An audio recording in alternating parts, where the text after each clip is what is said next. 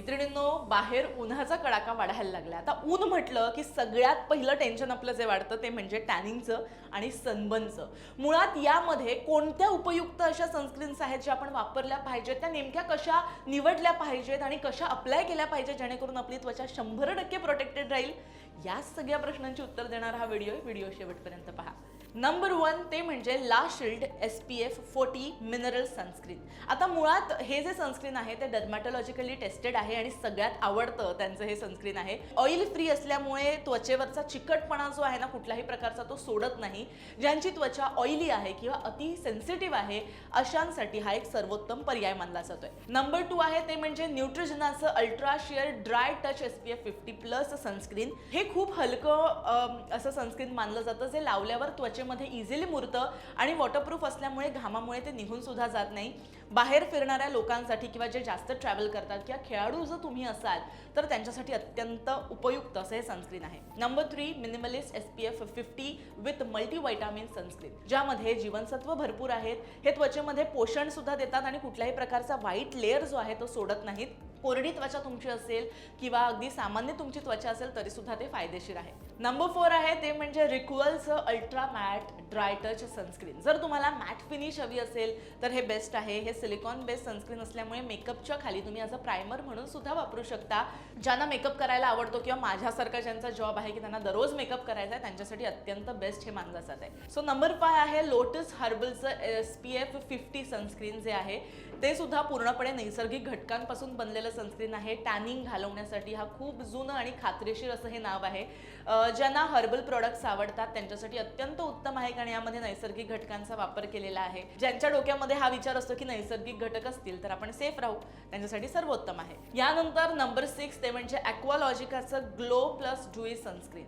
आता यामध्ये कसं आहे मंडळी, पपईचा अर्क आणि व्हिटॅमिन C आहे, जे त्वचा उजळण्यासाठी आणि टॅनिंग कमी करण्यासाठी तुम्हाला मदत करतात.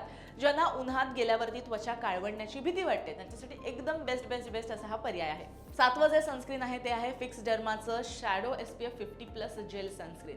हे जेल स्वरूपामध्ये येतं, त्यामुळे ते खूप थंडावा तुमच्या त्वचेला देतं.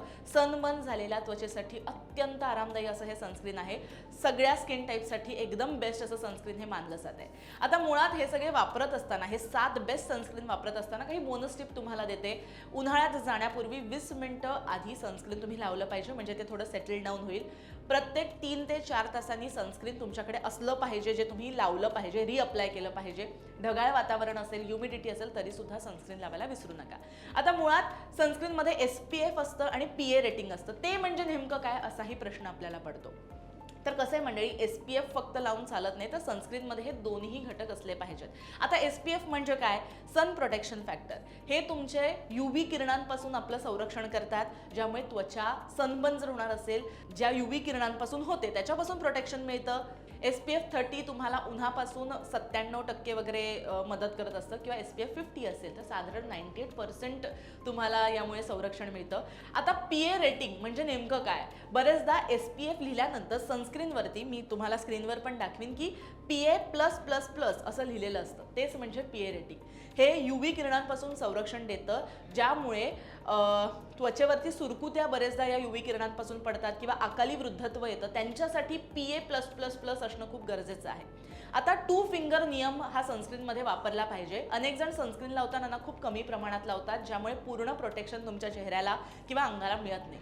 सनस्क्रीन कसं लावलं पाहिजे, तुमची ही जी 2 बोटं आहेत, हाताचं हे मिडल फिंगर आणि इंडेक्स फिंगर जे आहे, ह्या 2 फिंगरवरती सनस्क्रीनच्या अशा जाड रेषा तुम्ही ओढल्या पाहिजेत आणि संपूर्ण चेहऱ्यावर, मानेवरती पुरेसं असं सनस्क्रीन लावलं पाहिजे. म्हणजे सनस्क्रीन म्हटलं तर यामध्ये 2 प्रकार आहेत, एक आहे केमिकल आणि त्याच्या विरुद्ध आहे फिजिकल. तर फिजिकल सनस्क्रीन आपण बघूया. यामध्ये झिंक ऑक्साईड किंवा टायटानियम डायऑक्साईड असतं. हे लावल्या लगेच काम करायला सुरुवात करतं. सेन्सिटिव्ह त्वचा ज्यांची आहे त्यांच्यासाठी सर्वोत्तम आहे. ला शील्डचं तुम्ही सनस्क्रीन वापरू शकता, ज्याची मी माहिती वर तुम्हाला आधी सांगितली आहे. आता केमिकल सनस्क्रीन कसं असतं, हे त्वचेमध्ये मुरतं आणि सूर्याच्या किरणांना शोषून त्याचं उष्णतेत रूपांतर करतं. हे लावल्यावर 20 मिनिटांनी सेटल डाऊन झाल्यानंतरच तुम्ही घराबाहेर पडलं पाहिजे. आता टॅनिंग आणि सनबर्न मधला सुद्धा तुम्हाला मी फरक सांगते. बरेचदा टॅनिंग म्हटलं तर जेव्हा आपली त्वचा स्वतःच्या संरक्षणासाठी मेलानिन जे आहे ते प्रोड्यूस करते, ज्यामुळे रंग काळवंटतो, आणि हे टाळण्यासाठी ब्रॉड स्पेक्ट्रम सनस्क्रीन हवं. आता सनबर्न म्हणजे काय, तर सनबर्न म्हणजे तुमची त्वचा लाल होणं किंवा बरेचदा त्वचेची आग होते, फोड येतात, हे जर तुम्हाला टाळायचं असतील तर अगदी SPF 50+ किंवा अगदी सुदिंग घटक असलेले सनस्क्रीन तुम्ही वापरलं पाहिजे, जसं आपलं फिक्स डर्माचं जेल सनस्क्रीन आहे. आता मुळात घरामध्ये तुम्ही असताना सुद्धा सनस्क्रीन लावलं पाहिजे. बरेचदा आपण घरात असतो, सनस्क्रीन लावत नाही, पण खिडकीतून सूर्याची किरण येतात किंवा तुम्ही मोबाईल वापरता, लॅपटॉप वापरता, ब्लू लाईटमुळे सुद्धा त्वचेला नुकसान पोहोचू शकतं. त्यामुळे घरात असताना सुद्धा हलकं असं सनस्क्रीन लावायला अजिबात विसरू नका. आता बरेचदा मंडळी कसं असतं, सनस्क्रीन निवडल्यानंतर ना चेहऱ्यावरती लावल्यावर असा पांढरा थर येतो, मग आपल्याला टेन्शन येतं. पण काय करायचं, 5 ते 10 मिनिटं ते लावून सोडा. ते सेटल डाऊन झाल्यानंतर तो पांढरा थर आहे तो आपोआप नाहीसा होतो.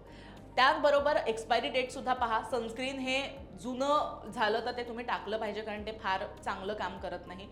त्याचबरोबर रात्री झोपताना सनस्क्रीन काढण्यासाठी नुसतं पाणी पुरेसं नसतं, तर फेसवॉश किंवा क्लिन्झर वापरणं सुद्धा गरजेचं आहे, नाहीतर पिंपल्स सुद्धा येऊ शकतात, कारण दिवसभर ते सनस्क्रीन तोंडावर असतं आपल्या आणि आपण वेगवेगळ्या प्रकारचं लेअरिंग चेहऱ्यावरती करत असतो.